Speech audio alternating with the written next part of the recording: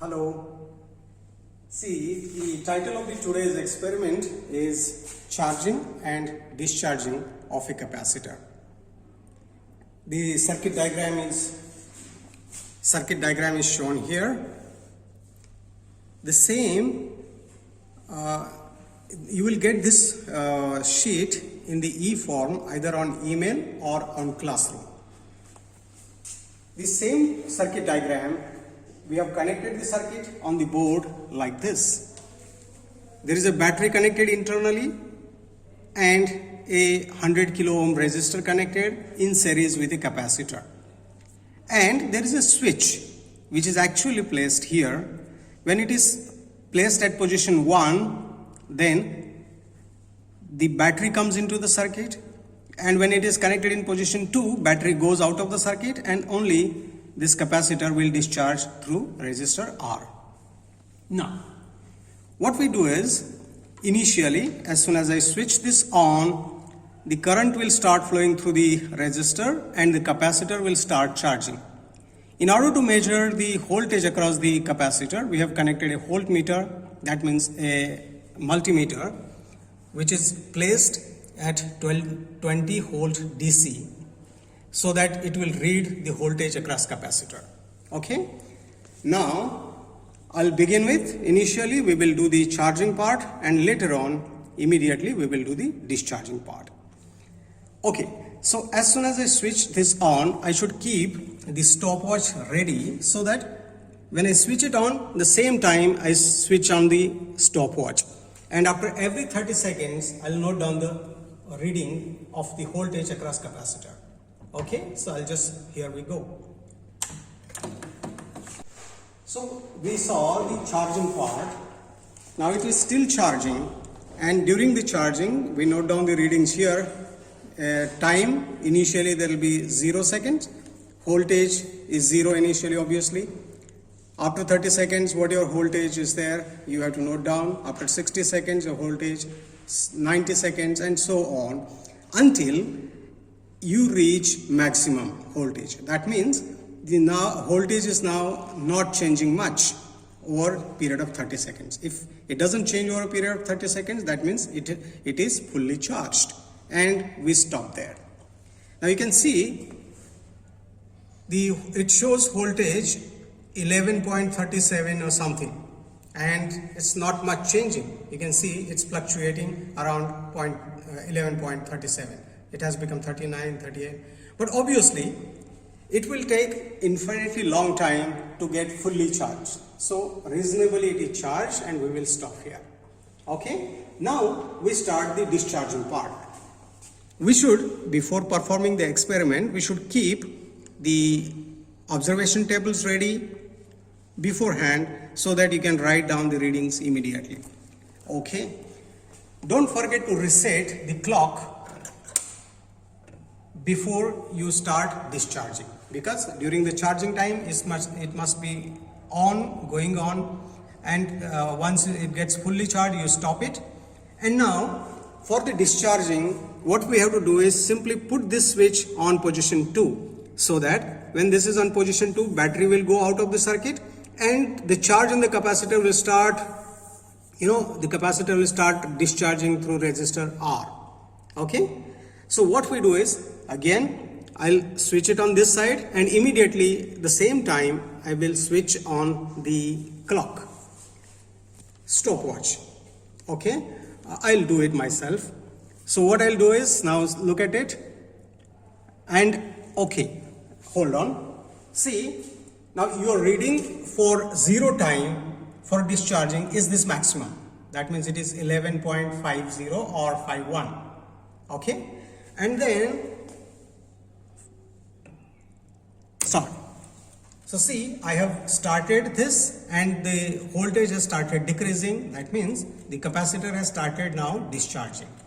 At 0 seconds for discharging, you had voltage 11.51 that you already had noted down here. Then after 30 seconds, whatever is voltage here, you note down for the next reading. So see, at 30 seconds, it is 8.71 or something like that. You have to be very precise while taking the readings. And you keep taking the readings after every 30 seconds too for discharging until the capacitor is fully discharged. Now remember, it takes infinitely long time ideally to become totally discharged. That means this voltmeter will show you 0 after a very long time. You need to wait a very long time.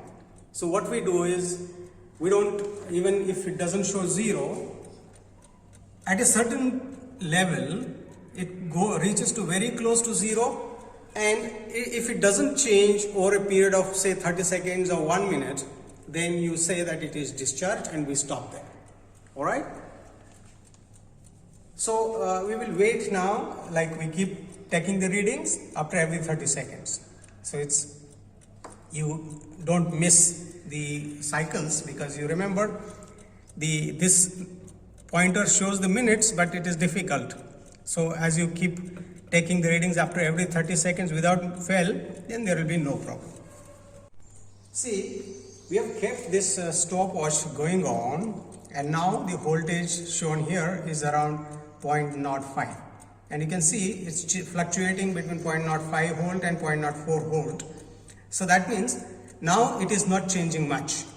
So we can assume that it is discharged sufficiently low, and we can stop here.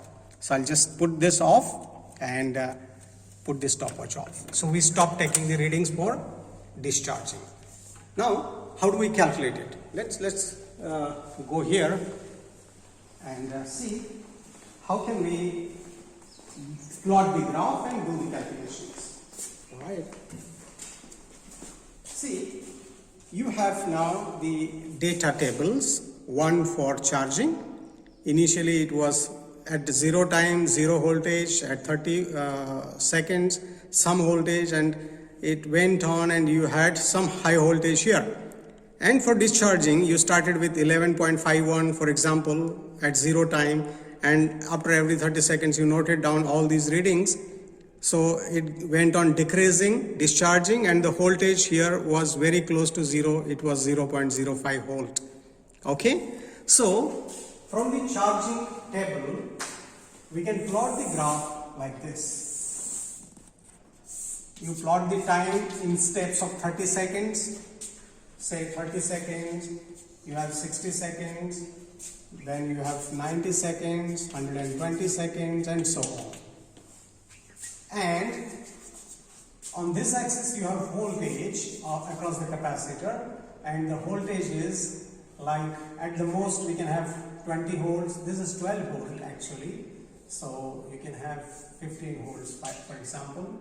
Then you have 10 volts here and 5 volts. So accordingly you can choose your scale so that the maximum should be 15. We don't have to go beyond that. Okay, so at 0 it was 0, so your graph will go like this and will become horizontal. That means after a long time the voltage will no more increase. The voltage becomes constant. So we say that it is fully charged, and what we do is we draw a tangential line like this at this point. Now this is your maximum, V max. Alright, maximum voltage it can reach after a long time. Then what we do from this is, from V max, it is mentioned in the sheets that for charging what you do is 632 times V max. What your voltage comes from here, for example, your V max is 12 volt, then this is 12 into 0.63, you will get something somewhere here, 600. So this gives me, this is 10 power 5 ohm into 10 power 3 and 10 power minus 6. So it is 10 power minus 3. It comes in seconds actually, because this is ohm into farad gives you seconds. So your time constant turns out in our case is 100 seconds. So it has to meet somewhere near 100 seconds. Alright?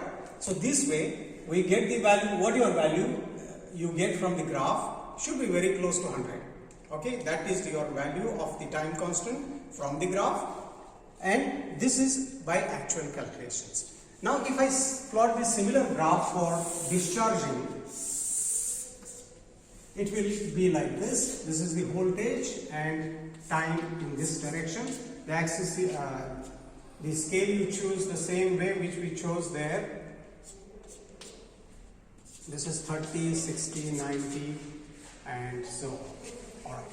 So see, for the discharging curve at 0 you will have some Vmax here. And then it goes on decreasing and goes like this. Never becomes 0. Okay. So what we do in this case you find out 0.332. It's even value is given here. It's 0.368. Sorry, 0.368 times Vmax. That value you choose on this axis and draw a horizontal line from here. I think it will be near about here, and draw a vertical line. Once again, this gives you TC. This value is TC, and this is 0.368 times Vmax. So this TC should also be close to 100 seconds, which is the theoretical value for our circuit. That way, we do our calculations, draw the graphs and do the calculations, find out time constant from the charging graph and time constant from the discharging graph. Both values should, if you plot it very carefully, both values should be very close to your theoretical value, which is 100 seconds. And that you can note down in your result section. Alright? Thank you so much.